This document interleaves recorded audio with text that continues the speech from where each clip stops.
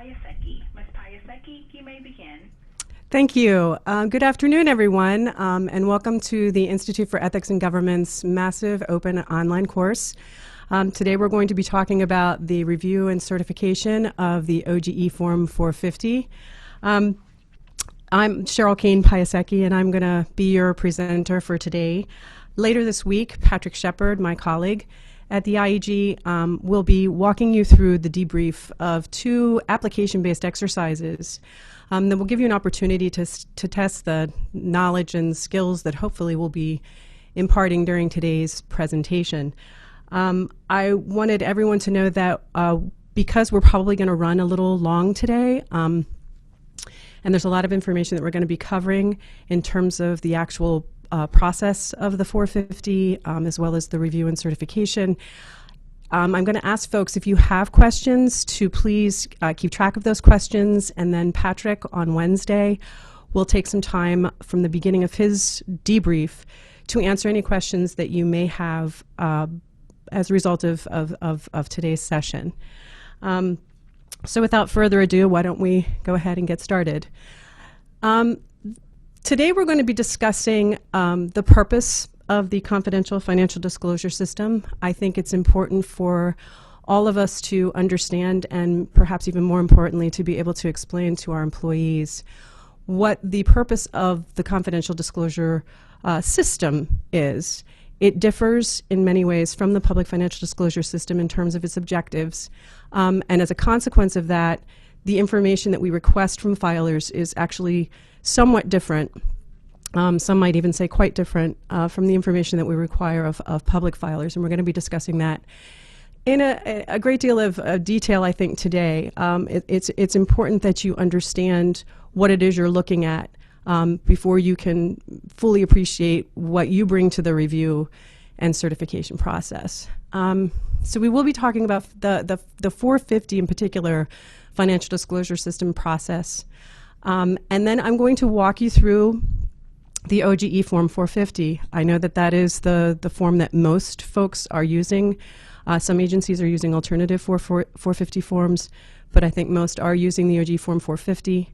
And I'd like to be able to take some time on each of the parts to not only explain to you what is required to be reported there, but to talk a little bit about what you're normally going to expect to see there, and when and under what circumstances you are most likely going to be flagging things on each of the various parts of the form. And that will complete my presentation for today. And then on Wednesday, I'm going to introduce to you the exercise that we're going to ask you to do for Wednesday. And on Wednesday, Patrick will be debriefing that exercise, and he'll be introducing a second exercise that he will then proceed to debrief on Thursday of this week. And I would really encourage you all, to the extent that you have the time, even if you can't attend the debrief, to at least make some attempt to do the exercise, because as anyone who has done a review of financial disclosure forms is well aware, understanding sort of intellectually what you're supposed to see or what people are supposed to disclose on the form is quite different from having a live form in front of you and knowing where to begin and knowing what sort of to hone in to and to look for, and how to read the form almost like a story from part to part to part. So I would really encourage you to please make some effort to do the exercises, and if you can attend the debrief, to please do so as well. One final thing I want to say before we actually get started is to remind you that this will remain, today's presentation and the debriefs on Wednesday and Thursday will continue to reside on the IEG's MAX website. So if you can't attend all, or if you're only able to attend a part of this presentation, the presentation will reside there. The videos will be available for you to use as a distance learning tool, and not just for yourselves, but for anyone who maybe wasn't able to attend the live event today. So without further ado, let's move on to the substance of why we are all here today. I'm going to begin by talking about the purpose of the confidential financial disclosure form and the system. And I'm going to be repeating this throughout the presentation, and it's going to become a bit of a mantra. which is that the purpose of the confidential financial disclosure system is to identify potential or actual conflicts of interest and other ethics concerns. That is to say, it serves no other purpose but to be used as a tool for identifying potential or actual conflicts of interest, as we define those under 208, or the appearance of a conflict, as we define that in the standards of conduct, or other ethics concerns that may arise in the context of outside activities and other spousal holdings and other types of interests that you are likely to see on an OGE Form 450. Because that is the singular purpose, I like to remind folks that the technical review of an OGE Form 450 is really to make certain that you have sufficient information to support your substantive review of the form. So we're going to emphasize quite a bit today the substantive review of the form, pointing out to you what things are material to a substantive review of the form in terms of technical information and technical requirements. And we would encourage you to view the technical reporting requirements not as sort of an end in and of themselves. We certainly want to see complete forms. We certainly want to make sure that people are materially compliant with the reporting requirements of the OGE Form 450. But as you will see as we walk through each of the parts of the 450, the information that we request of filers really has tried to hone in on information that is most likely to reveal a potential conflict or other ethics concern.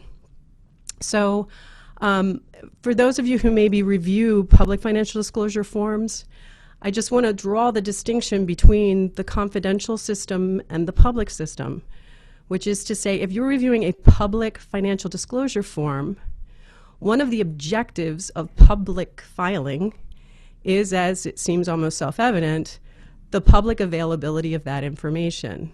So with the public financial disclosure system and form, you have a disclosure for the sake of disclosure objective, sort of sunshine in government concept that's being fulfilled. And consequently, we are more concerned about the technical completeness, for the sake of technical completeness, of the public financial disclosure form. And that disclosure for the sake of disclosure, transparency in government aspect of the public system is not present in the confidential system. The confidential system is precisely that, it's confidential. And the only people typically who have access to these forms are the folks who, like yourselves, who are required to review them. So just so that everybody's clear on that, again, I'm not saying that you should willy-nilly be accepting completely technically what appear to be technically incomplete reports, but I do want you to pursue your review of these forms with the idea that the overarching objective is your substantive review, and your technical review is really sort of subordinate to that substantive review. And to sort of bolster this notion that the purpose is to prevent or to disclose actual or potential conflicts and other ethics concerns. For those of you who actually are signatories who have to sign and date these forms as reviewers or certifiers, you'll notice that the certification statement on the 450 is consistent with what I just said, and that is that on the basis of information contained in this report, I conclude that the filer is in compliance with applicable laws and regulations, except as noted in the comments box below. So before you can sign as certifying official on these forms, you have to have done due diligence and made the best efforts you can to ascertain that whatever is disclosed on the form appears to be in compliance, that the employee still appears to be in compliance with applicable laws and regulations. And we're going to spend some time this morning talking about what are those laws and regulations to which you are certifying the filer is in fact in compliance. So the review and certification process begins with, as I just said quite at length, I'll say for shorthand, conflict of interest review. We say conflict of interest first. Really, I think the more accurate way to discuss this would be to talk about the substantive review. the substantive legal review, is really first and paramount. Your technical review should be in support of that substantive review. So you're going to be looking for things like, do I have enough information? Has the filer given me enough information about the particular holding or the particular interest or the particular outside position that they hold, such that I can make a determination as to whether or not there's any possibility that this could conflict with or otherwise have some sort of nexus with the duties that the employee is expected to perform. You should ask any clarifying questions, flag things where you don't feel you have sufficient information to make those determinations, ask clarifying questions of the filer, and we're going to talk about this more in a bit. And if you discover any actual conflicts or ethics concerns or potential conflicts or other ethics concerns, you really do have to remedy those before you certify the report. So, for example, if you find that someone has, you think either an actual or a very likely 208 conflict of interest with their duties and some holding that they've disclosed on the form, you should, if you think a recusal, a disqualification is going to be possibly necessary for the individual or absolutely necessary for the individual, that has to be discussed with the individual. The individual has to be notified of that. So a remedy has to have been put into place before you can certify the report. That's not to say that if you flag things that could, somehow be a potential issue, but you don't know for certain yet whether or not a recusal is going to be required, again, putting the person on notice about them and making them understand that in the event something comes across their desk, so you're flagging the interest for them and you're suggesting to them if something comes across their desk that could involve or affect that interest, that would suffice as sort of a cautionary memo or even some sort of an ethics agreement that you have with the filer. That's really what I'm talking about in terms of remedying. And we're going to talk about remedies in a little bit more detail later on, but I really just want to keep reiterating to you that in order to certify the report, you have to be able to say that the person appears to be in compliance with applicable law and regulation. So if you flagged something, then you need to put the employee on notice before you can legitimately, frankly, sort of certify that report. So we can talk a little bit about cautionary memos. I know there are a lot of agencies out there who use them. I think they're a good practice. They're a nice way of alerting the employee to anything that you've seen that you think could potentially be problematic. It's a nice way of sort of reminding employees that it is their responsibility to be monitoring their holdings and monitoring their duties to make sure that they are not placing themselves into a position where they could violate a conflict of interest statute or one of the standards of conduct. So it's a nice way to kind of put it back on the employee and remind them that it is their responsibility.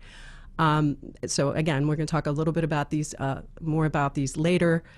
It's a nice part of your process if you are already doing that. And then finally, once you have that all worked out and you are satisfied that you have either seen no potential conflicts or other ethics concerns or anything that you've noticed you have either remedied or alerted the employee to, then at that point you can sign the form and certify it. The timeframes for review and certification are in the financial disclosure regulations at 5 CFR Part 2634. Excuse me, and I'm going to be making reference to 2634 throughout this presentation. We gave you a copy of 2634 on the MAX site, as well as a copy of 2640. And as I said, we're going to be making reference to both of those. So if you want to have those out and have those handy, that would be great. The review of your OGE Form 450s has to occur within 60 days of the date of filing. Okay? So it's really important that when you receive the report, and we're going to see this when we get to the actual form itself, and I'll point this out to you when we get there as to where you need to include this information. But it's really important that when your agency receives the report, that you timely date stamp or otherwise note the date when you received it, because that's when your 60 days is going to begin tolling. And I have been informed by the Compliance Division that when we talk about a review within 60 days, the expectation is that the report will be certified within 60 days, unless you have outstanding questions with the filer or you are working on remedying actual or potential or apparent conflicts or other ethics concerns that you found. But by large and in the main, the expectation is that they will the review will not only have been undertaken, but that the certification will have occurred within 60 days. When the review team comes in, if they see reports that have not been certified within 60 days, they will ask you for a justification. So that's another reason to keep really good records as to the review status of any reports where you're going back to the filer for information, or you're otherwise have something that you're trying to clarify or remedy on the report. Otherwise, the general expectation is that they'll be certified within 60 days. The reference that I have there for that is 5 CFR 2634.605. And this is one thing I want to alert you to as well, is that in the 2634 regulations, there's an awful lot of cross-reference between the subparts that deal explicitly with the public financial disclosure system and the subpart that deals explicitly with the confidential financial disclosure system. So for example, you're going to find, like in 2634.605, that seems to be sort of located in an area that's talking mostly about public financial disclosure. But those provisions also equally apply to confidential financial disclosure.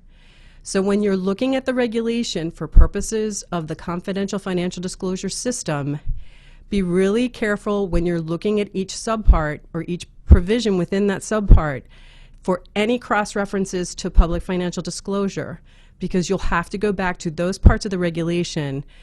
For example, for definitions, the definitions in the parts that deal primarily with public will also in many instances apply to confidential financial disclosure. The reporting and review requirements, like the one I just mentioned, apply both to the public financial disclosure system and the confidential financial disclosure system. So it can be, I will be quite candid, it can be a little frustrating sometimes when you're looking for a provision in the confidential section and you don't see it expressed specifically, and you kind of have to just sort of hunt around for it and look for the cross-reference to the public financial disclosure section of the regulation. So all the more reason to sort of get into the reg, get used to the reg, get used to using it and doing the back and forth on it. In addition to the 60-day filing requirement, you are also required to retain your confidential financial disclosure reports for 6 years. And then after that, the reports older than 6 years have to be destroyed. So let's talk a little bit in sort of a general overview of when we talk about doing a substantive review of your 450s. What's sort of the legal basis for the review? What are you certifying to when it says compliance with applicable law and reg? What are we actually talking about here? We're clearly talking about the criminal conflict of interest statutes, and that's 18 U.S.C. sections 201 through 209. OGE's financial disclosure and 208 regulations, which are located in 5 CFR 2634, and the 208 implementing regulation is 5 CFR 2640. Our standards of conduct regulations at 5 CFR 2635, and then any agency-specific requirements, such as any supplemental regs that you might have that contain prohibited holdings restrictions, or any other gift restrictions, or any other restrictions that are over and above the legal requirements of the other authorities that I just highlighted. The conflict of interest statutes, 201 through 209, we've given you sort of a brief outline here. If you are not familiar with these authorities, it would probably behoove you to become somewhat familiar with each of the provisions, although I would say that the primary criminal conflict of interest statute that you're going to be doing a substantive review for is 18 U.S.C. section 208, and that's the conflicting financial interest provisions of the criminal statutes. And that prohibition, as you are probably well aware, is really reaching to any particular matters that the employee might likely participate in that would have a direct and predictable effect on a financial interest that they hold. So what the financial disclosure form is doing is providing you with the piece of information about what does the employee hold, what does the employee's spouse hold. So they're giving you that financial piece of information, and then the piece of information you're going to be bringing to that analysis is what is the employee likely going to be working on, so that you can do that nexus test and you can do that conflict of interest analysis. Other rules, laws that could come into play, and I'll sort of highlight these as we go through each of the parts to give you a sensibility about where you might see one of these other things, so I don't want to spend a whole lot of time on it now. But those would be 18 U.S.C. Section 205. That's essentially a representational bar.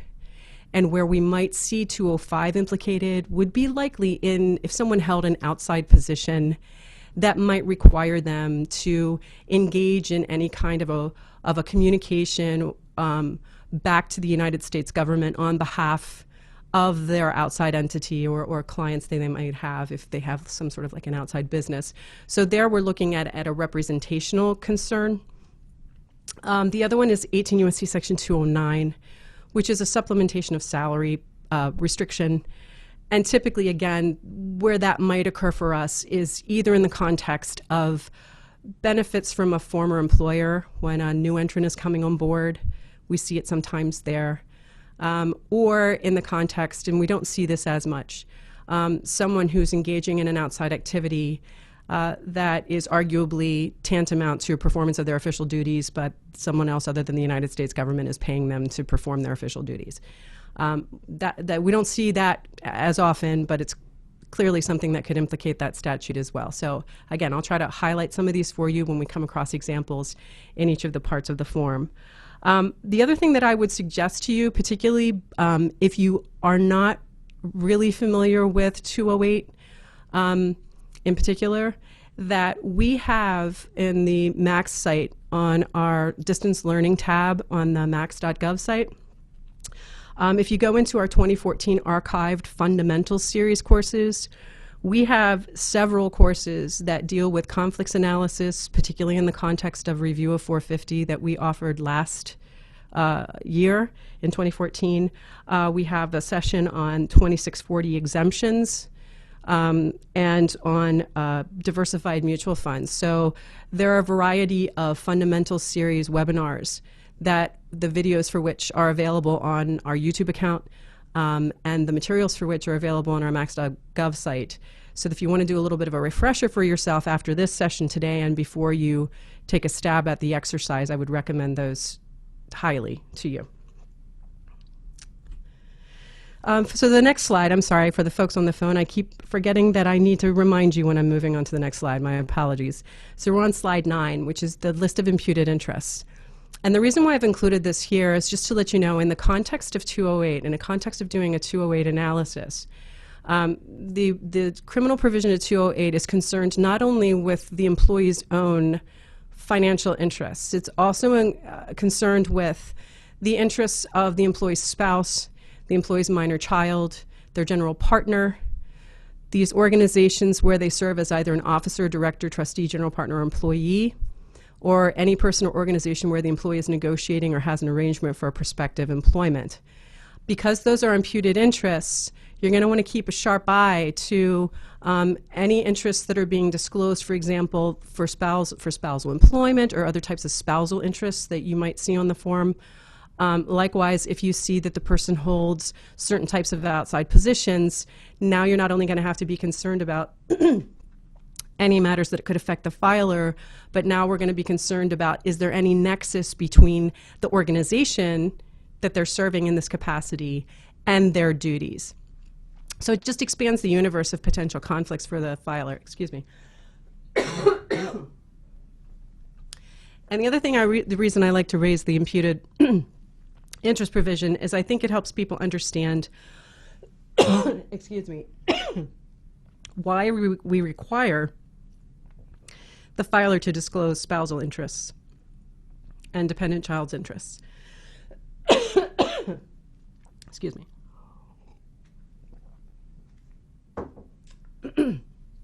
Because I know that's a question that agencies often get pushed back about. And it helps you to explain to the filer why this information is necessary. And it's because effectively they are criminally liable for the interests that their spouses and their minor children hold. In addition to the criminal conflict of interest statutes, there's clearly the financial disclosure regulations, which are housed in 5 CFR Part 2634. And as I said, this is one of those areas where, although Subpart I is the subpart that's dedicated to confidential financial disclosure, again, there are going to be other parts of the regulation that are cross-referenced, where you're going to have to go back and forth to different parts of the regulation to sort of understand what the requirements are in the confidential financial disclosure area.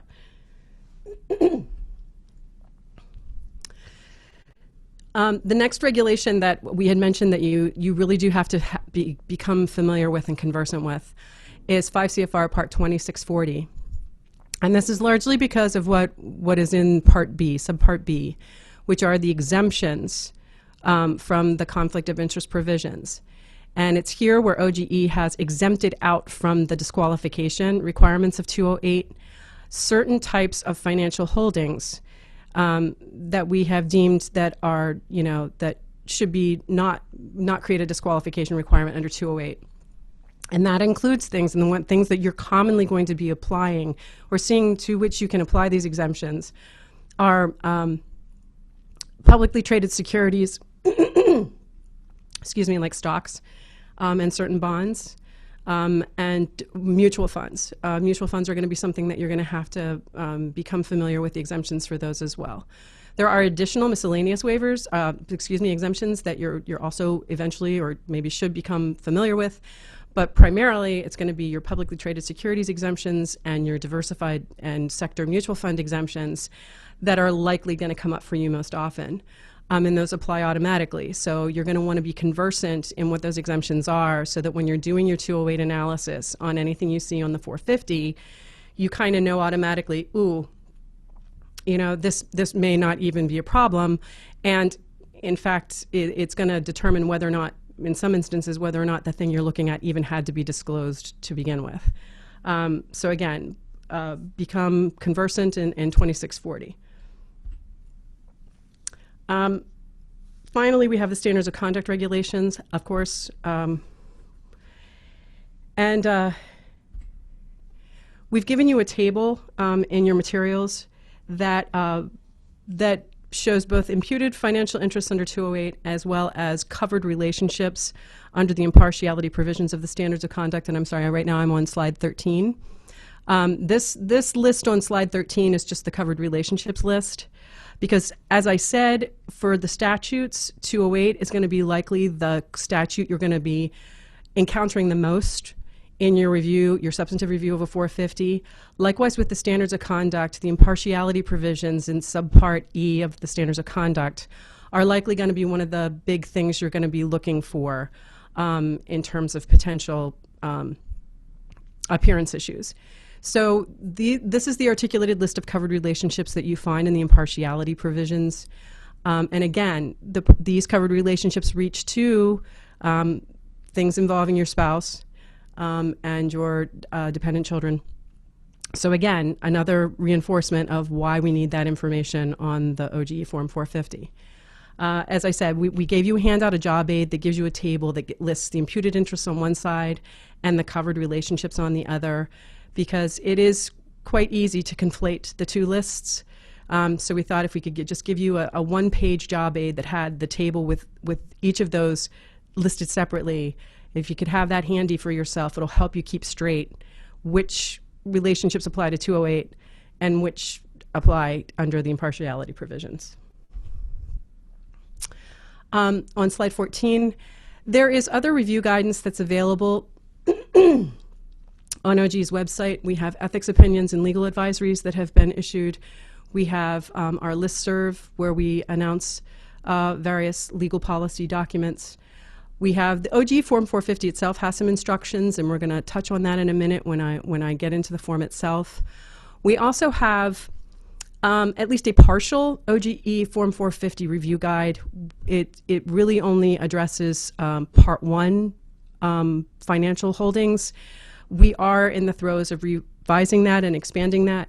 I don't have a date certain for that, so I don't want to overcommit OGE. I just want to give everybody a heads up that we are working on a revision to that OGE Form 450 guide. But what we do have on the site currently, you certainly can use. We also have various public financial disclosure reviewers references, which to the extent that you're dealing with an issue that is consonant both between the public disclosure system and the confidential disclosure system, these public reviewers guides can assist you as well. Obviously the internet. The other thing that, you have the max.gov site too, and that should be on this list. Shame on me for not including that. The max.gov site, IEG, the Institute for Ethics in Government, and our YouTube account, we have a wealth of fundamental series videos that can give you some real basics that can help you both with the actual review of the form as well as any, sort of substantive issues that you want to bone up on. And the final bullet point is really important, and I'm going to emphasize it here and I'm going to emphasize it again later, which is you need to have something to give you an idea of what the employee is likely going to be working on. Whether it's prohibited source lists or contractor lists or grant lists, that's kind of giving you a universe of things. Or if it's something more particularized, where if you know that like a more circumscribed sort of list of what are the areas where this person is likely going to be working. I'm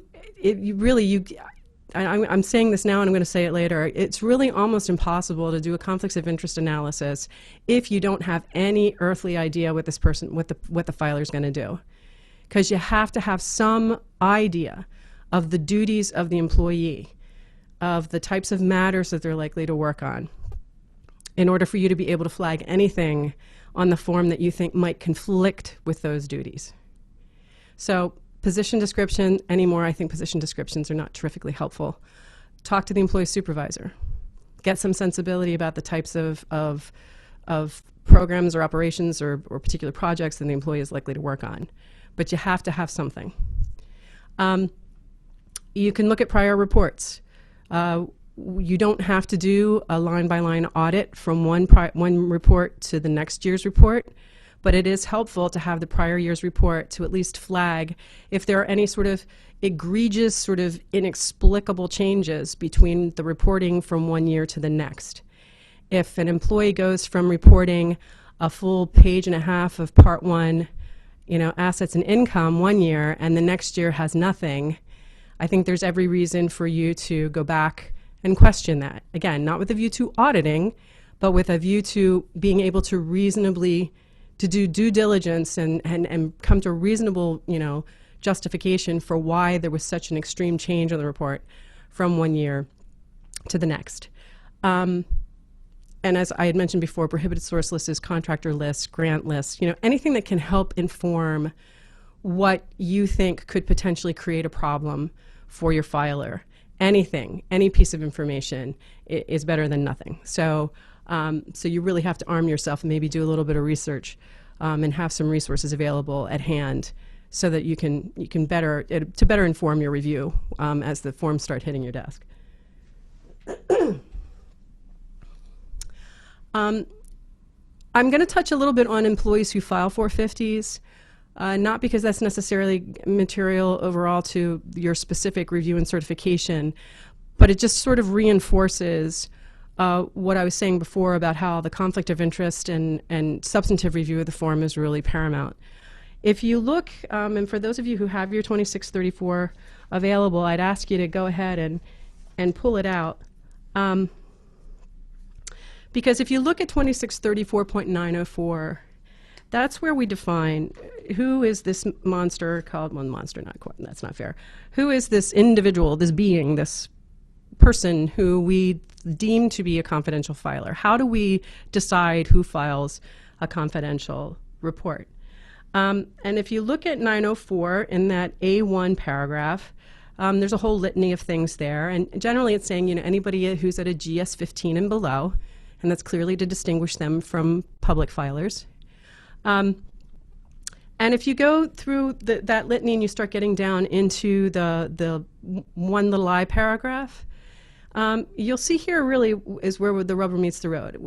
Saying the agency has concluded that the duties and responsibilities of the employee's position require the employee to participate personally and substantially through decision or the exercise of significant judgment and without substantial supervision review in taking a government action regarding, and then we have a whole list of things that we think are likely to give rise to the need for someone to file a 450. The nature of the duties, and if we look at the nature of the duties, contracting or procurement, administering or monitoring grants, subsidies, licenses, or other federally conferred financial or operational benefits, regulating or auditing non-federal entities. And this is kind of the sort of blanket, sort of catch-all, sort of, this is what all of this is driving at paragraph, is in paragraph D, where it says, other activities in which the final decision or action will have a direct and substantial economic effect on the interests of any non-federal entity. And that's really kind of where the rubber meets the road.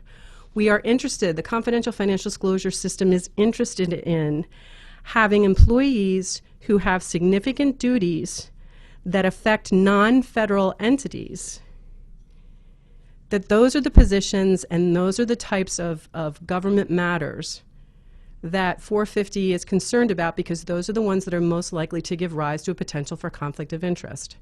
So if you have employees who are exercising significant judgment, participating personally and substantially in any matters where the outcome of those matters is going to affect the interests of non-federal entities, then that's really sort of the class of employee that the 450 system is trying to target.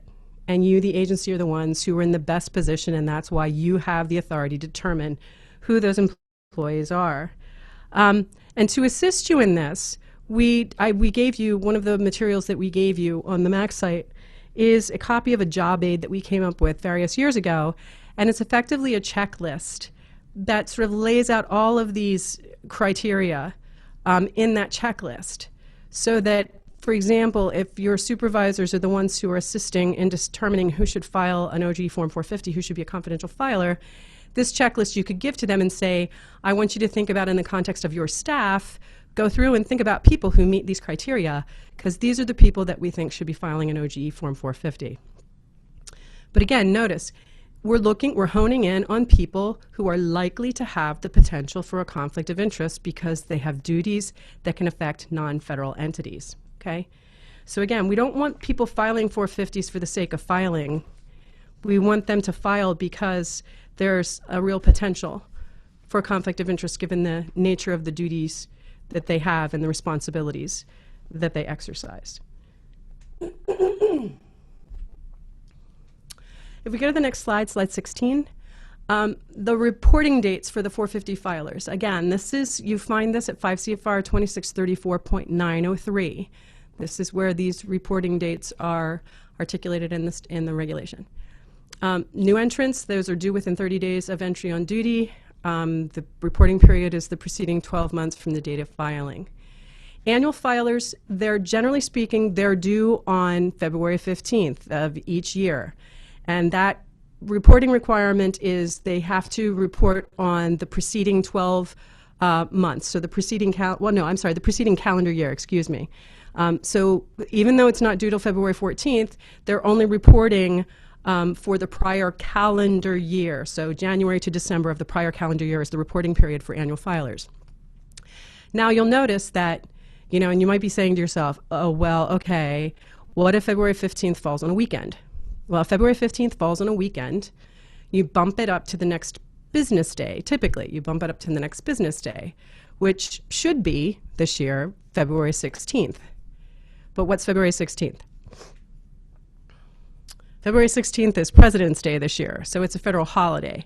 So this is one of those funky years where the due date falls on a weekend, the next business day is a holiday, so the due date this year is February 17th. That's a Tuesday.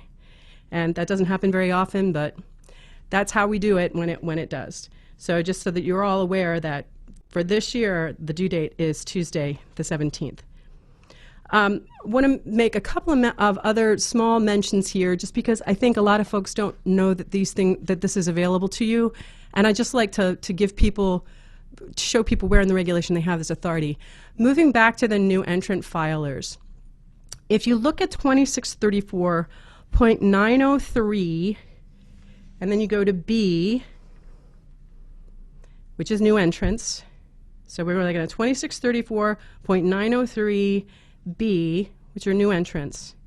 And then you go the whole way to numeral 3, and not like 3 little I, but actual number 3.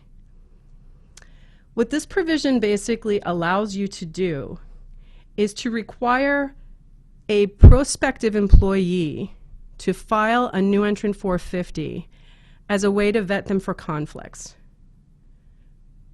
And we have seen some agencies use this as a way of vetting particularly for positions that tend to be prone to conflicts of interest. But I just wanted to remind, or just to let everybody see that you may, at your discretion, require that prospective entrants into positions file their new entrant confidential disclosure reports prior to serving in such position. So just kind of a heads up, if that would seem like useful to your agency, you have that authority, and this is where it resides. Finally, the last bullet point on this slide are extensions.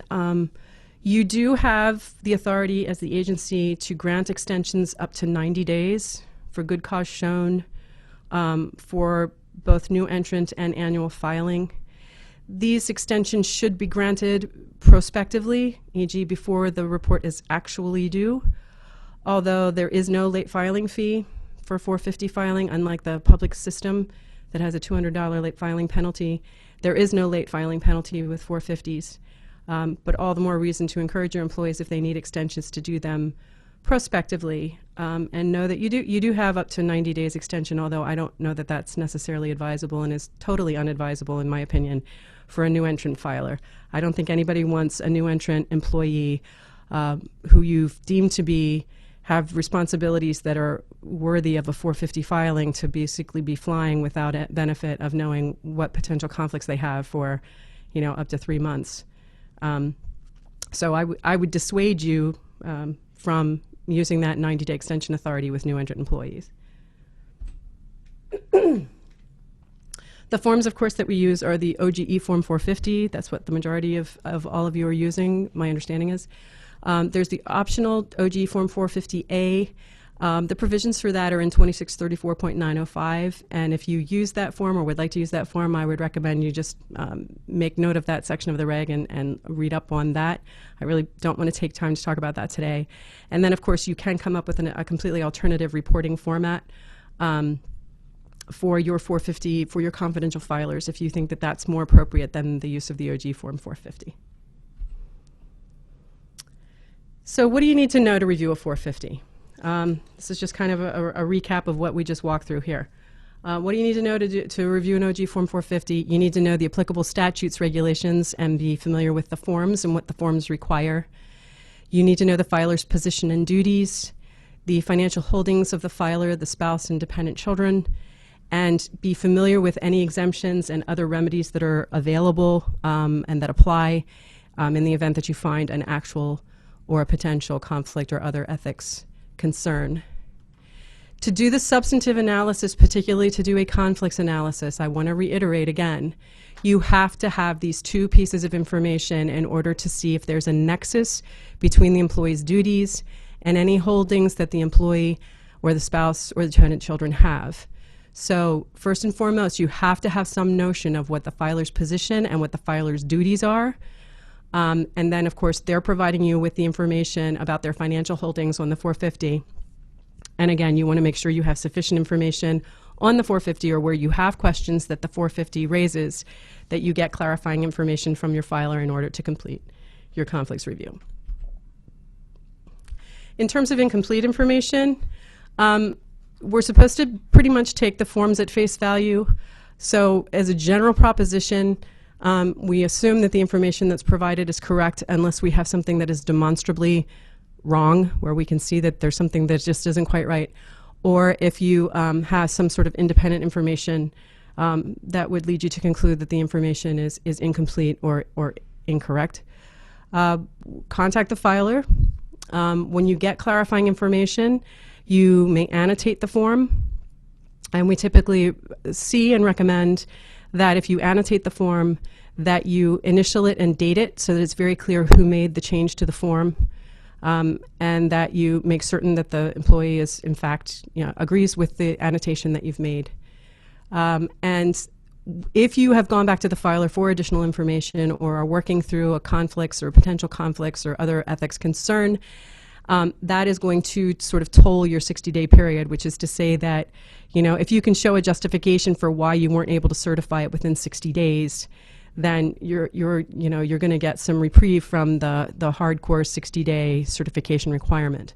But again, all the more reason why you want to annotate the form. You want to have records of any back and forth with your employee, any questions or any clarifying information that you're getting, so that you can demonstrate that's why you have not yet certified your report.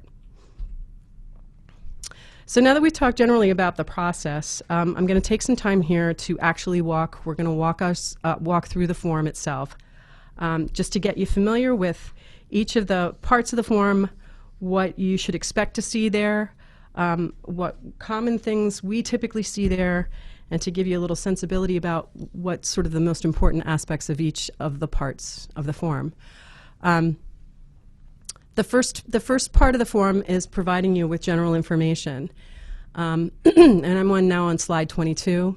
And here, the very first page of the report gives you, and basically not you, but gives the filer, I think, some pretty good, easy to read instructions about why they're filing, an explanation for why they're filing, what the due dates are for filing, what the reporting periods are, and who they should contact if they have questions. I know people are not good about, as a general proposition, people aren't good about reading instructions, but I do find this first page is actually kind of helpful, particularly if you have a new filer who's kind of uncertain. And even if you would just want to reiterate to them verbally, when you tell them that they have to file the report, the various aspects that are on this first page. I think it's just a really nice way to sort of set the 450 filer's mind at ease as to what is this paperwork drill about. Is it a paperwork drill? Because it's not. Explain to them why it's important that they file, why they've been selected to file, and to give them some basic information about what their obligations are. On slide 23, here's the first page of the financial disclosure report.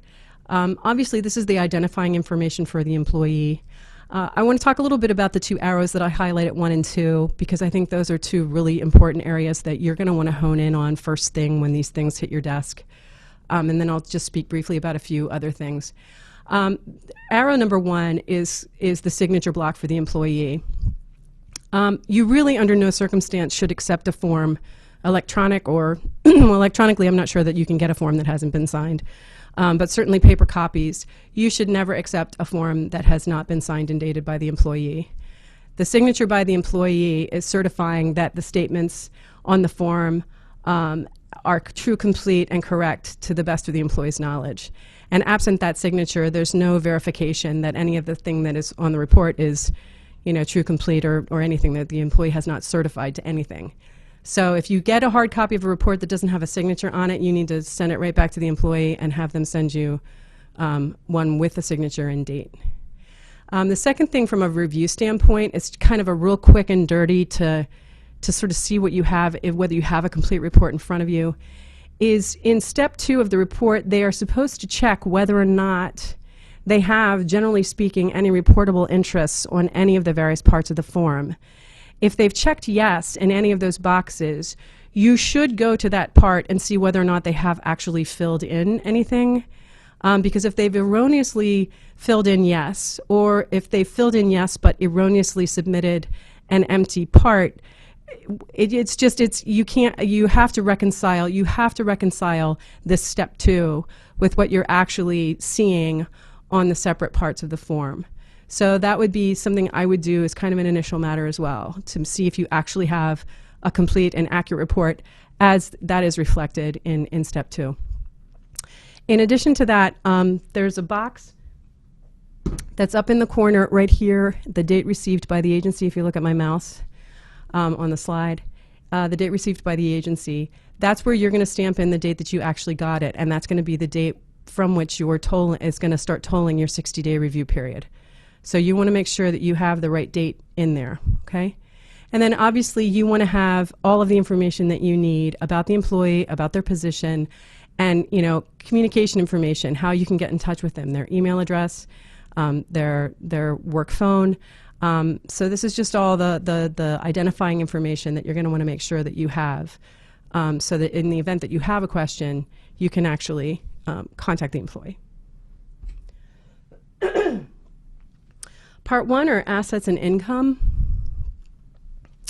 And each part of the 450, I do think, does a fairly good job of summarizing what the reportable requirements are, what the reporting requirements are, and what they are not for the filers. Again, I know folks don't like to read directions, but I think as reviewers, it would certainly behoove us to read these directions, because I think they do help to remind us of what it is we should expect to see or not see on these forms. So for assets and income, that top box, the first bulleted point, where it says for yourself, your spouse, and your dependent child, so for all three folks, all three of those categories, these are investment interests. These are not earned income types of interests, but these are investment interests. And what we're looking for here, from dollar value wise, are assets that were held with a value greater than $1,000 at the end of the reporting period, or that they produced more than $200 of income during the reporting period. Okay, those are the dollar values. We don't ask for a dollar value on the report, so we're just trusting that what the employee discloses and what they fail to disclose are consistent with these reporting thresholds. But just so that you know, from your review standpoint, they are not required to report anything that had a value of less than $1,000 at the end of the reporting period, or that earned less than $200 in investment income during the reporting period. But if you look at the nature of the investments, you're going to see things that, and I think these are pretty commonplace, like stocks and bonds, annuities, life insurance types of instruments, sometimes partnership interests. You're going to see probably mutual funds of all sorts and varieties. You're going to see pension funds, retirement accounts, things of that nature. Those are really, by large and in the main, those are the primary things that you're going to see, and that's why we articulated those or listed those, because those are the things that most of you are likely going to see reported as investments on a Part 1. The second box down is this is your earned income. Now this is different from your investment income, so this is just to alert people that there are two different types of income that ostensibly you could have that would be reportable. So for earned income, now notice, this is just for yourself, the filer, or your spouse. So your dependent child does not have to report earned income. Okay, so right off it's giving you a heads up that this is just for yourself or your spouse. And the big thing here to note is the discrepancy in the reporting values. That for the employee, him or herself, we're looking at salary, fees, commissions, etc., greater than 200, honoraria greater than 200, and other things like scholarships, prizes, gambling, which are also greater than 200. So you just know that for the filer, it's $200. That's the threshold for things that are reportable for earned income. For the spouse, it's salary, fees, commissions, etc., greater than $1,000, and then honoraria greater than 200. So it's a slightly less strict standard for the spouse than it is for the filer. But this is, generally speaking, what you're going to expect to see on the 450 Part 1. So what don't you report? And if you look down over this bulleted list of things that you don't report, I think they can be sort of glommed into maybe 3 or 4 different categories. First, anything that, like, federal government benefits, federal government thrift savings plan, those types of federally funded, federally sponsored benefits are not going to be reportable as assets and income, whether it's the filers or the spouses or the dependent childs. If that's the source, it just doesn't have to be reported. Things like term life insurance.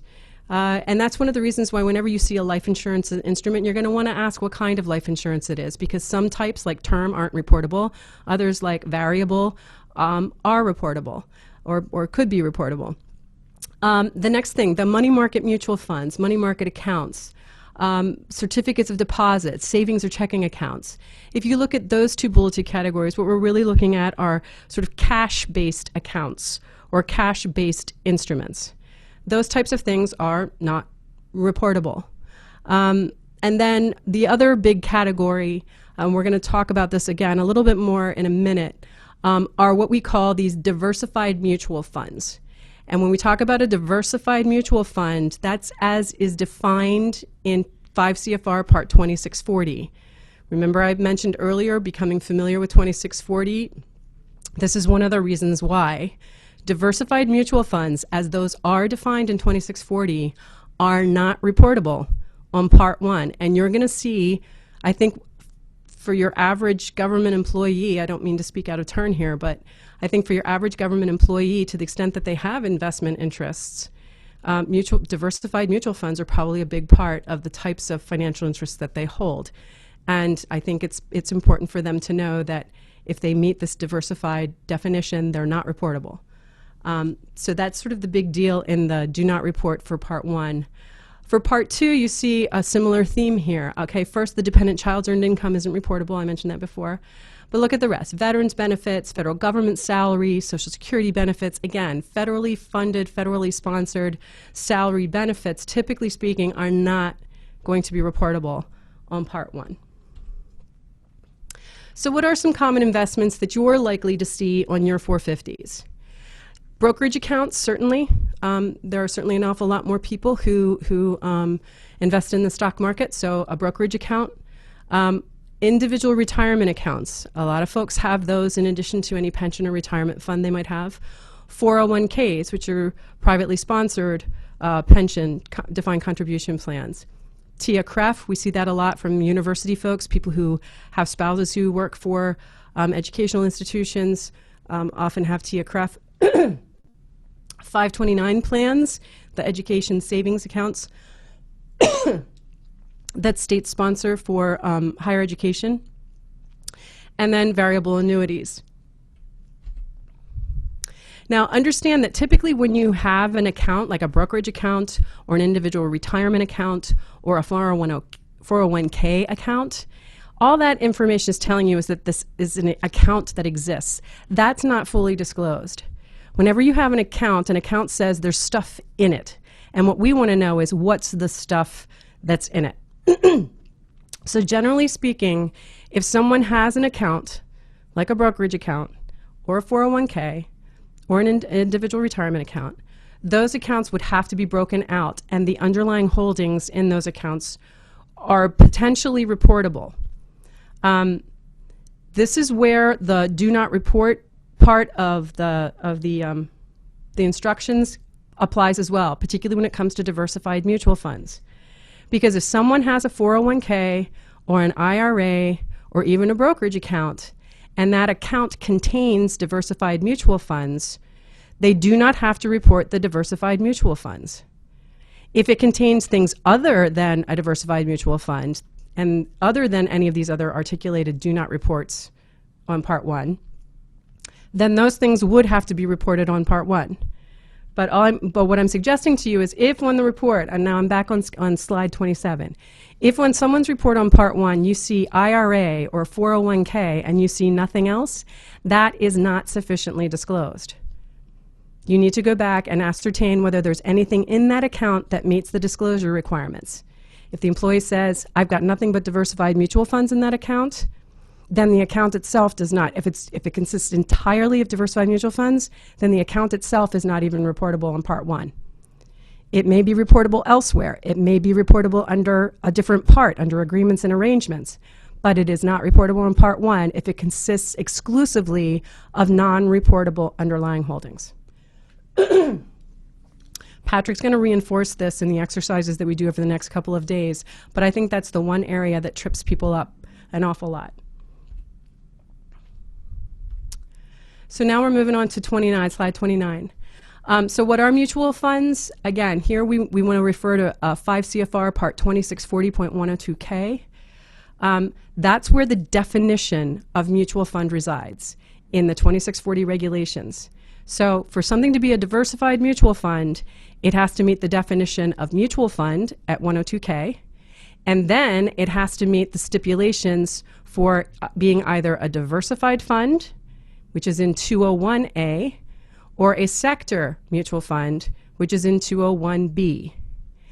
We're not going to go into those regulations today, but you have to be familiar with these definitions so that you know what is or isn't reportable in the way of mutual funds on someone's 450. We have a deogram. We've given you a copy of this. It's a legal advisory that we issued back in 2000, and this is dealing with diversified and sector mutual funds. If you're uncomfortable with the distinction, even based on the definition in 2640, this is a really nice advisory that really helps you sort of dissect these funds or figure out a little bit better or get a little greater comfort with what types of funds are typically going to qualify as diversified and what types of funds are typically going to fall within the definition of a sector mutual fund. Excuse me.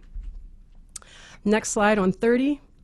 In addition to mutual funds, which you're going to see a lot of, you're going to see probably a significant number of private retirement plans.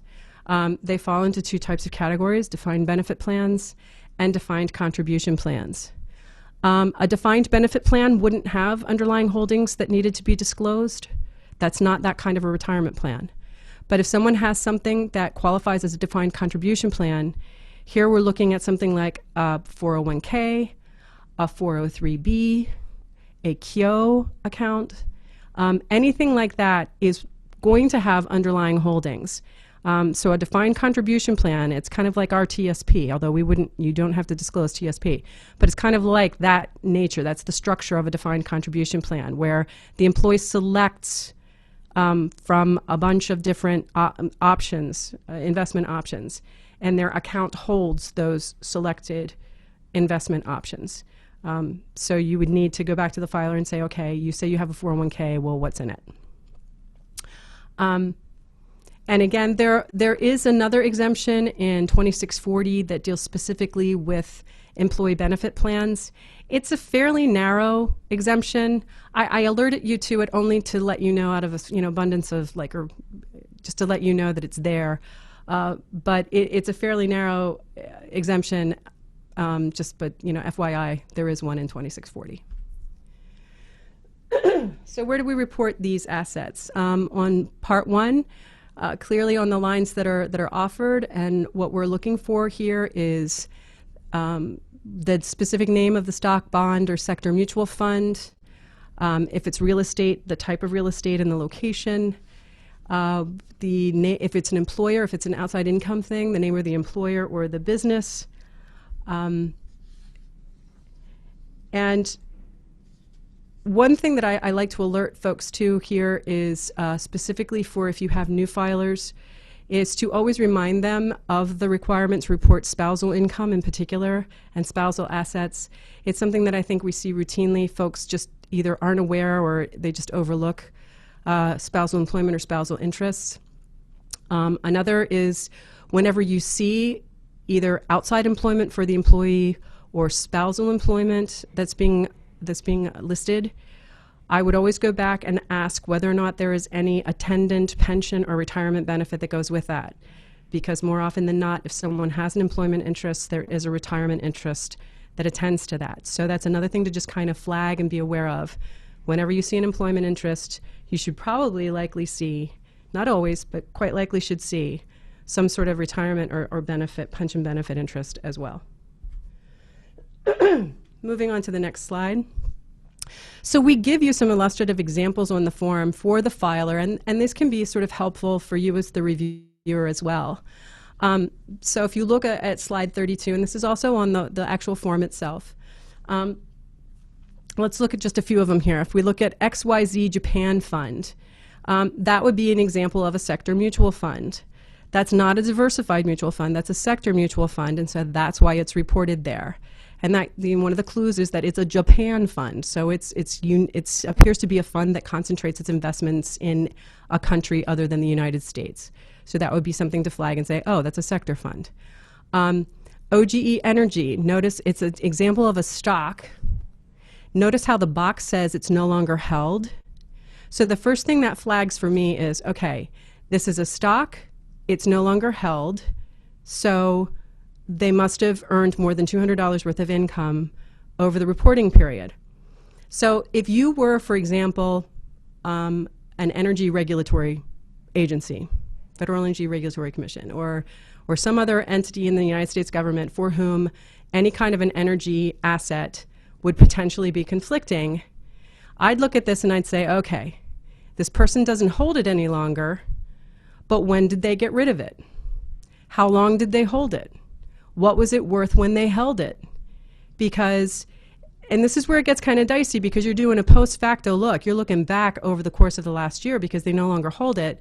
But you do have to flag it and make sure that if this person could have participated in some sort of matters that could have affected this financial interest, you need to know as much about that financial interest as you can, and also confirm that they didn't participate in any matters in which they had a financial interest. So really, again, that's one of those where they don't hold it anymore, and that's not like a home free card necessarily. If you would flag that because it would look like a potential conflict, excuse me, because they still held it, unless you have some record indicating that you had already flagged it before and you had, for example, told them to sell it, and this is just a reflection of them following your orders and having sold it, obviously that's just demonstrating compliance with a remedy that you gave them.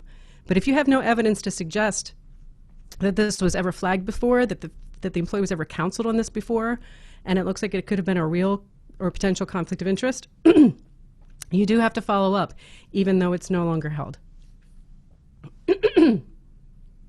Excuse me. So that's just to give you a sensibility about the kind of things that you might see and why it is that you would think they were problematic or not. So what you need to do as soon as you get your form, when you look at part 1, we always say do red flags. Is there anything that immediately jumps off the page at you as potentially being a problem? You take care of those things first. You red flag your stuff first. You need to do triage. Look for anything on there that you think gives you pause, and you focus laser-like on those first. And that would be things like, do any of the assets or income sources create an actual potential conflict? So are there any prohibited sources that appear to be on here that we have reason to believe could be problematic for this employee?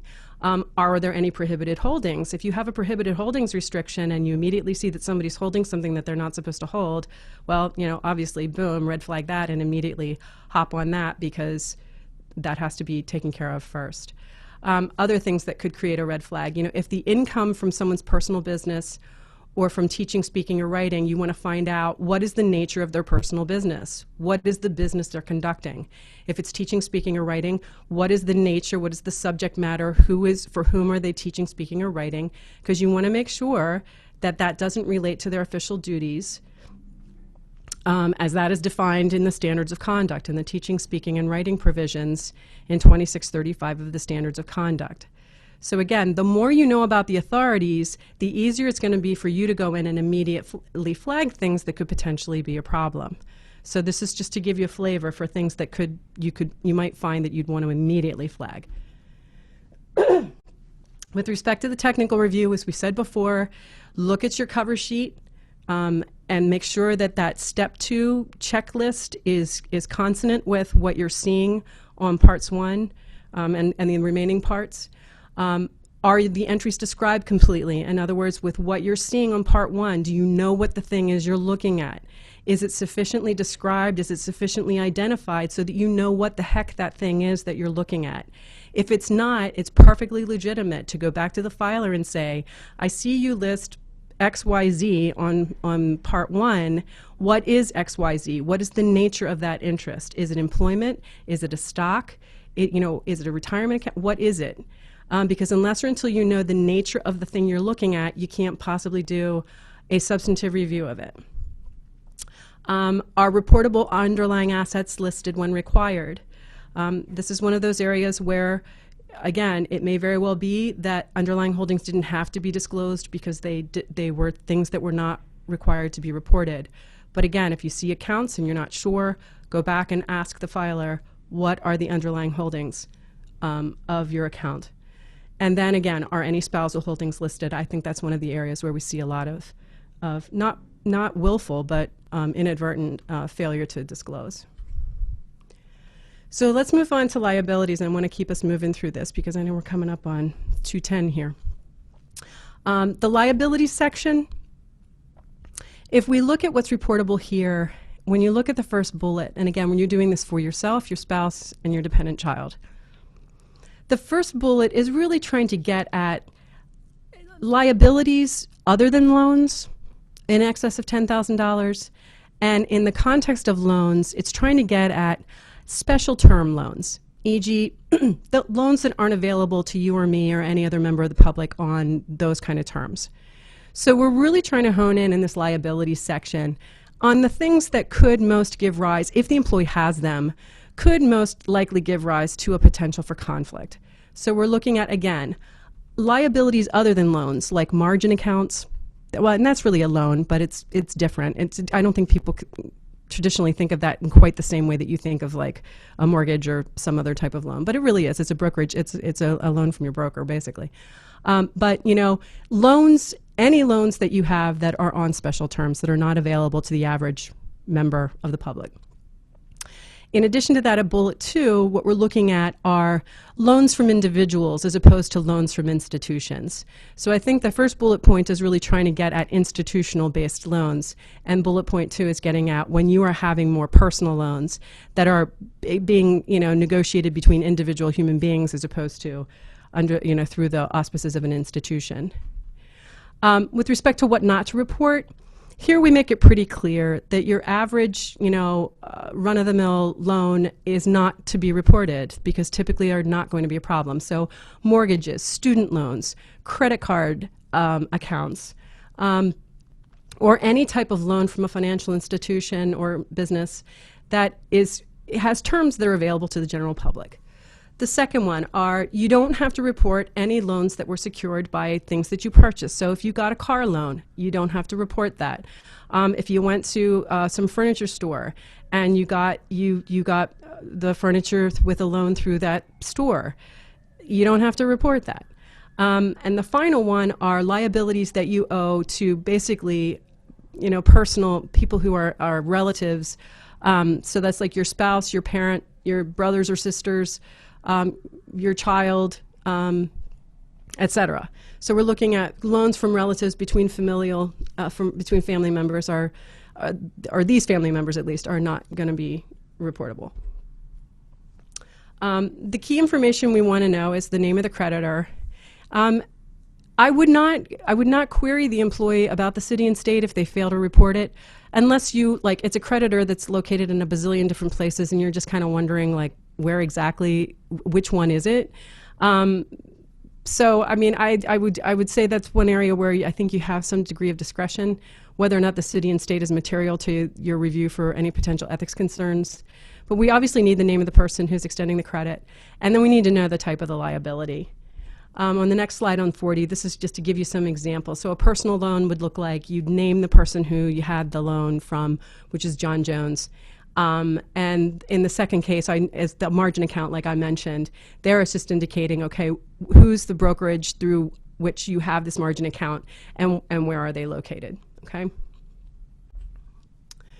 So again, red flags, is there anything that immediately calls attention to itself? If you look down on slide 42, you know, when would you really be concerned about liabilities?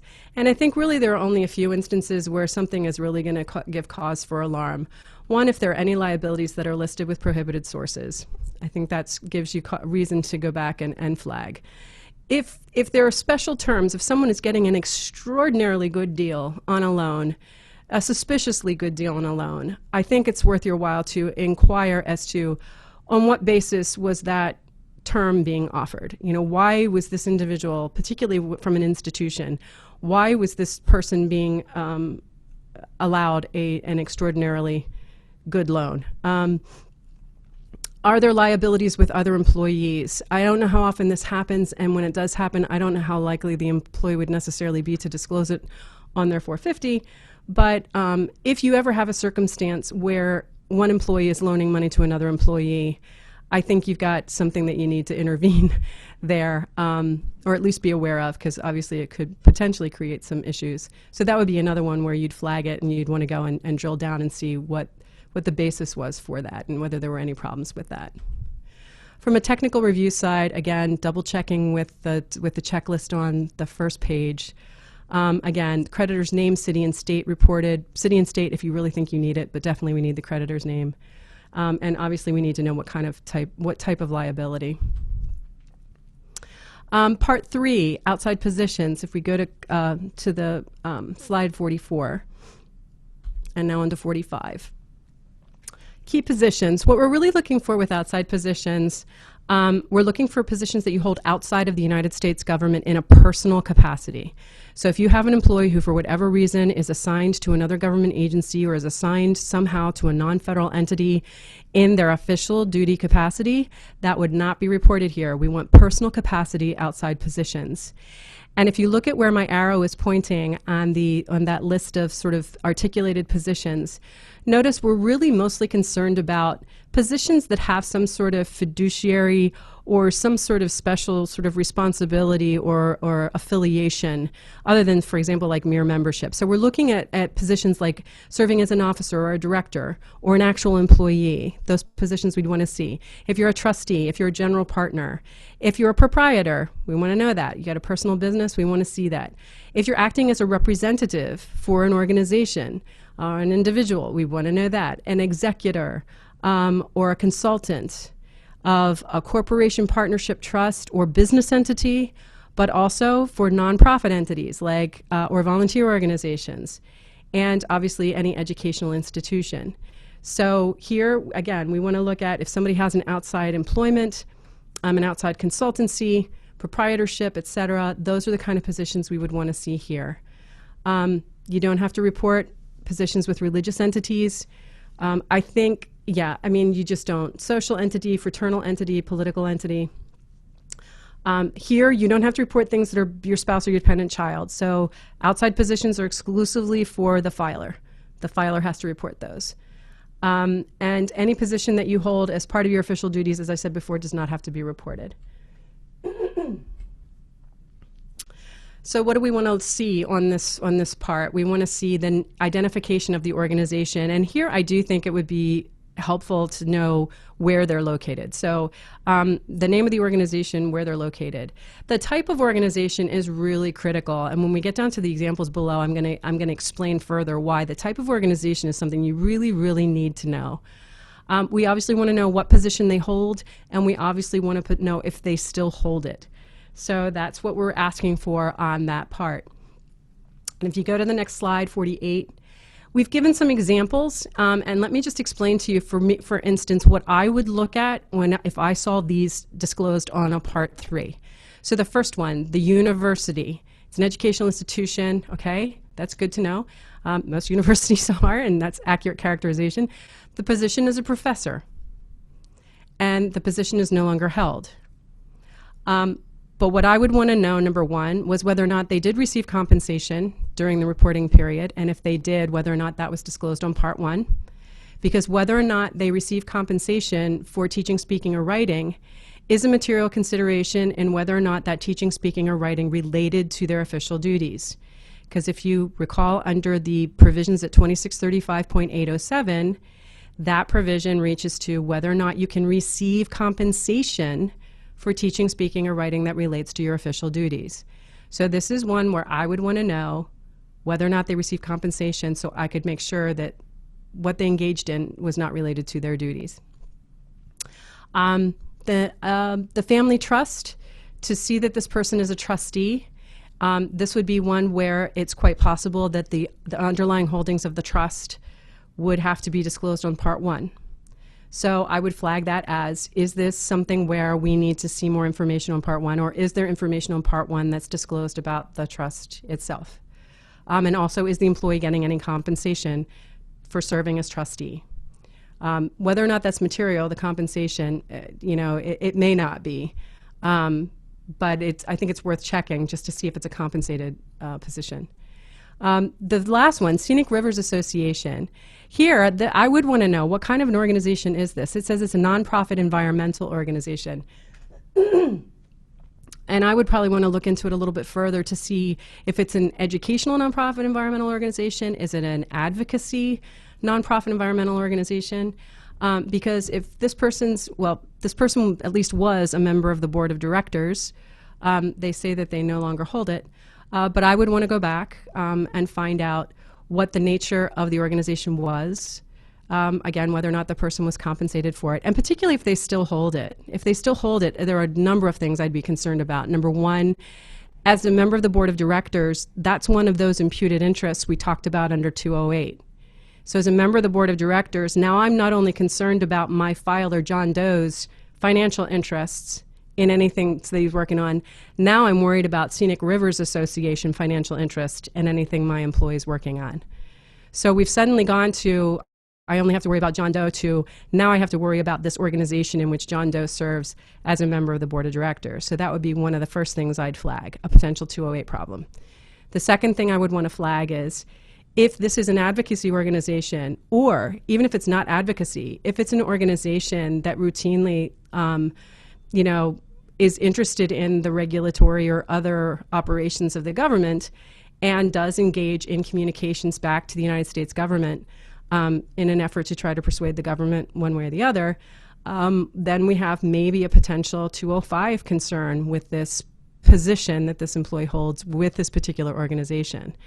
So again, see, it's important to know what the organization is and the position that the employee holds in the organization, because even if it doesn't conflict with their duties per se, it could present another type of ethics concern because of the nature of the activity and the nature of the organization for whom they are performing that activity. So again, those would be the kind of red flags that I would have with that. So we're looking at, does the filer's official duties affect the organization? Do any of the listed organizations have matters that are before the agency? Does the filer represent the organization before the government? If it's the employee's own personal business, does that business activity in any way relate to the employee's official duties? Or does that business activity in any way involve doing business with the United States government? Because that presents a whole host of other sorts of concerns. So again, this is an area where you can get an awful lot of information from the little bit that they give you to sort of encourage you to go back and get yet more information. For your technical review, again, make sure it coincides with what's on the first page of the report. Make sure you know the identity of the organization. And as I said, sometimes knowing where they're located is going to be material, and you're going to want to get that as well. Is there information that should have been reported on Part 1, particularly income? Are they receiving income from this organization? If so, what kind? Well, you may have to go back and ask them that. They don't have to disclose that on Part 1, but you need to know that they're receiving some form of compensation, earned income. And if any of you have prior approval requirements, this is one place where you can sort of double check to make sure if they're required to get prior approval for these activities, did they actually obtain that prior approval? So a lot of those analyses, if they had to get prior approval, a lot of those analyses should have already been done, and you should be able to see that from whatever the prior approval form was that they filled out, or whatever notes or memos you have with respect to that. Part 4, agreements and arrangements. One thing I like to highlight about reportable agreements or arrangements, and this is on slide 53, is that these cover both past agreements and future agreements or arrangements. So if you look at that laundry list there, so we're looking at, okay, if an employee is coming into the United States government but had prior employment with a non-federal entity, do they have any pensions or any benefits or anything like that that they've retained from their former employer that they're carrying over into or will have remaining in their federal employment? Those should be listed here. And remember I said earlier, if someone has, for example, like a 401k account that they're carrying over from their former employer, if that 401k doesn't contain anything that's reportable on Part 1, then that 401k doesn't have to be reported on Part 1, but it still has to be reported here. So if you see a 401k on agreements and arrangements and you didn't see it on Part 1, you may just want to verify with your filer that the only reason it's not on Part 1 is because it contains nothing but non-reportable underlying holdings, okay? Notice a leave of absence. We see that a lot in government. Folks come on board with a leave of absence from universities or from other employers. A leave of absence is an agreement or arrangement for continuing employment. That has to be reported here. Future employment, including the date you accepted the employment offer. Again, if you have an agreement for future employment with someone, that should be recorded here. And note that all of those things really have 208 and impartiality aspects to them, which is why we want that information. Continuation of payment by a former employer, including severance payments.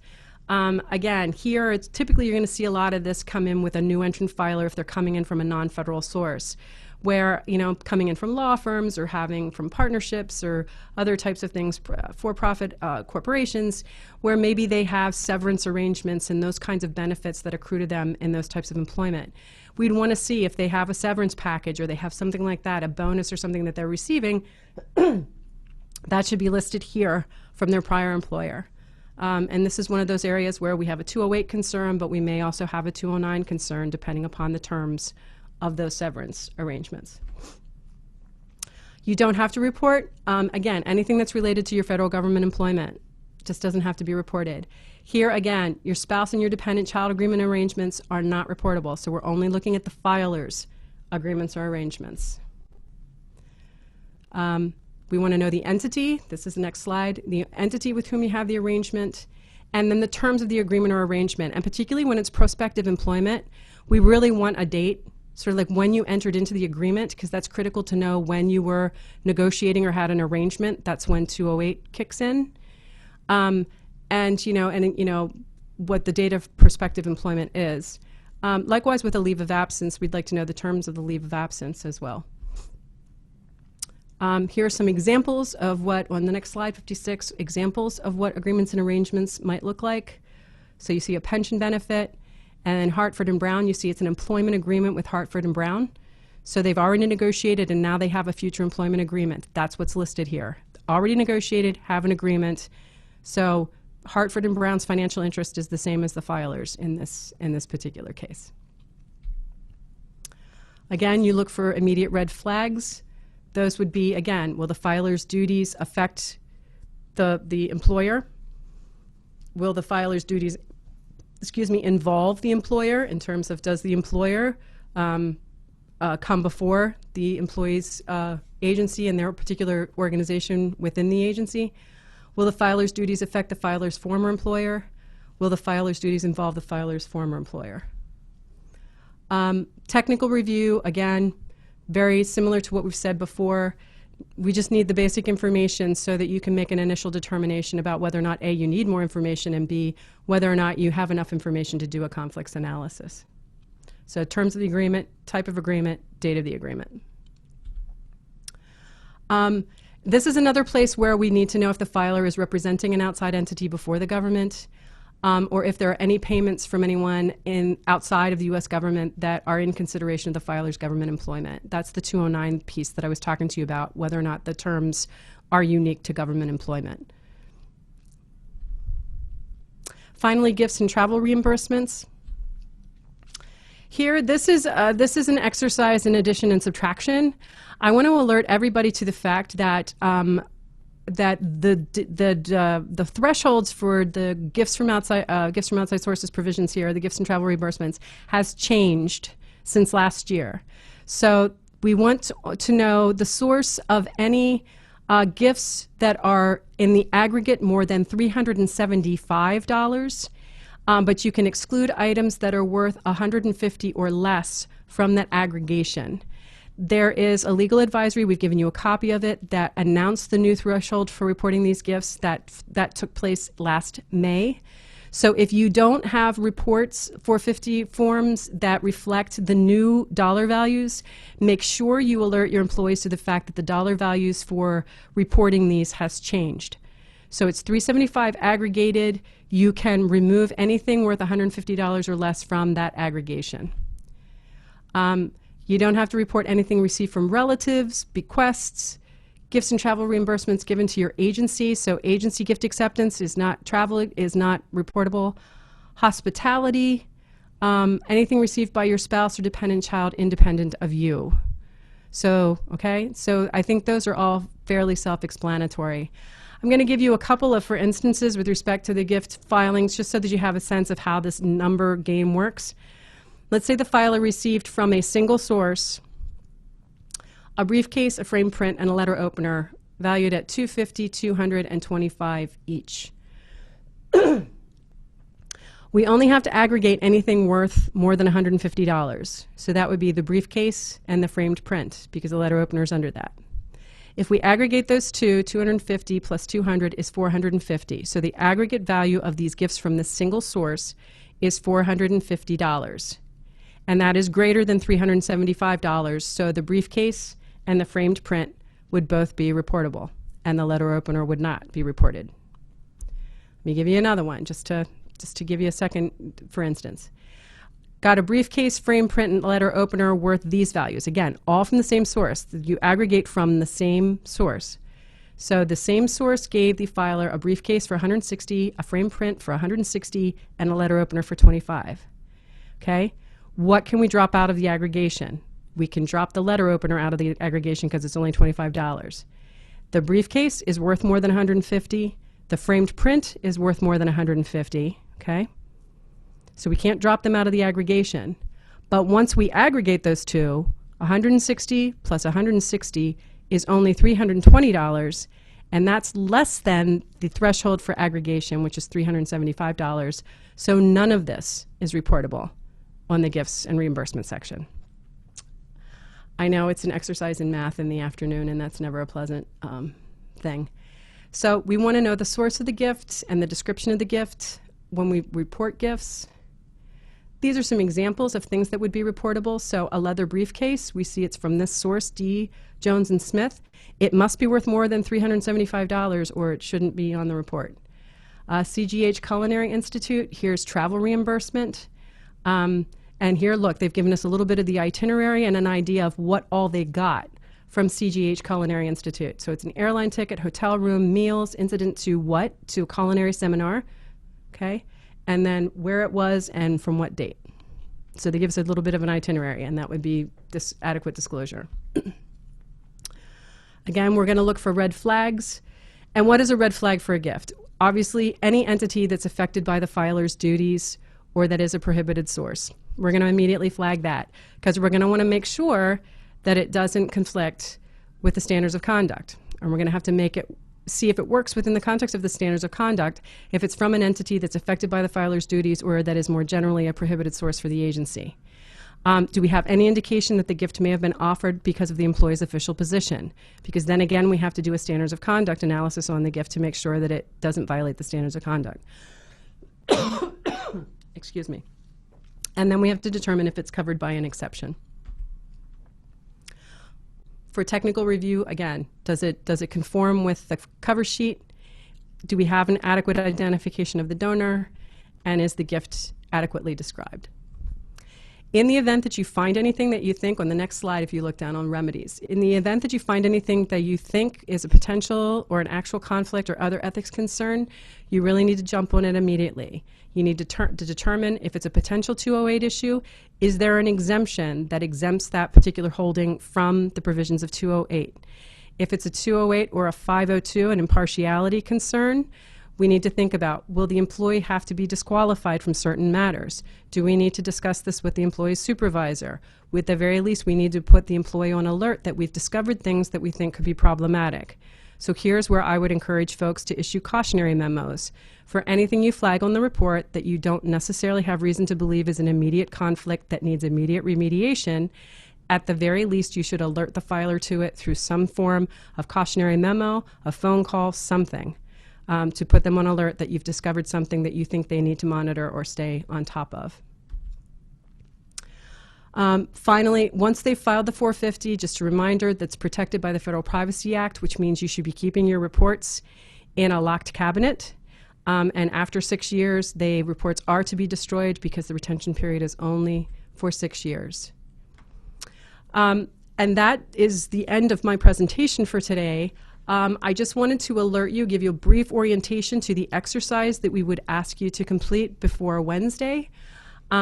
We've given you a 450 for our filer whose name is Pete Moss. Yeah, that's very cute, I know. We think it's pretty cute ourselves. And if you'll notice that it'll indicate that he is a branch chief in the FBA research facility in Washington, D.C. Now, we've also given you additional information so that that's not the only thing that you have to go by. And this is sort of to remind you that, yeah, there's additional information that you should be finding out about the employee. So one of the things that we've given you is an employee profile, which tells you a little bit more about Pete Moss. You're going to need to know that. So it's going to explain what his duties are as a branch chief and what the nature of the work is that he's likely to work on. We also give you an agency profile of the Food and Beverage Administration. It's obviously an invented agency. But we tell you what its mission is. We tell you what its statutory restrictions are. We indicate they have supplemental regulations that you're going to have to take into consideration. And we've given you their prohibited source list. So you're going to pretend that you work for the Food and Beverage Administration and that Pete Moss is your employee, your branch chief, who's filing his 450 with you. So what we want you to do is to go through the 450 based on the information you have about the agency and about Mr. Moss. We want you to identify any questions that you have, whether you have sufficient information, flag anything that you think is a red flag for purposes of the ethics rules, and basically come to the table on Wednesday having done a thorough review of the 450. And then Patrick's going to walk you through that review and help you to flag what should have been flagged, what questions should have been asked, and help you to know how you should have approached that 450 review. Again, I'd like to remind you, if you have questions that came from today's presentation, Patrick will be addressing those questions at the front end of his session on Wednesday. I ran a little bit over time, and I apologize to you for that. But I'm so thankful that you've all tuned in this afternoon, and we look forward to seeing you or having you hear us on Wednesday. Thanks ever.